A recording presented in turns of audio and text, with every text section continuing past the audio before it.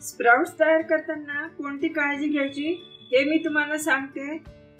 मूग, मटकी, हरभरे कोणते पण भिजत टाकले की त्याला छान कोंब आले पाहिजे आणि ते खराब पण झाले नाही पाहिजे, वासही नाही आला पाहिजे। यासाठी पहिले काय करायचं, हे मूग चांगले धुवून घ्यायचे, चांगले पाण्यात धुवून घ्यायचे, 1-2 पाण्यात।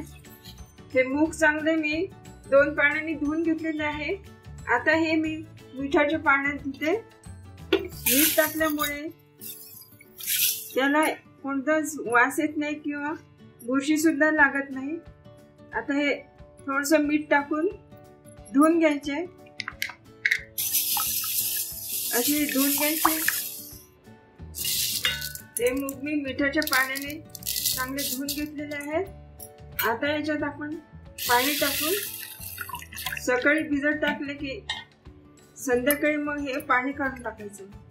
हे सकाळी भिजत टाकले, रात्री हे झोपायच्या आधी पाणी काढून टाकायचं आणि झाकून ठेवायचं। मोठे मोड पाहिजे असतील तर 2 दिवसानंतर असे मोठे मोड येतात। हे बघा किती छान मोड आलेले आहेत आणि त्याचा वास पण येत नाही, खराब पण होत नाही। मिठाचे पाणी हे एक त्याच्यावर सोल्युशन आहे चांगलं।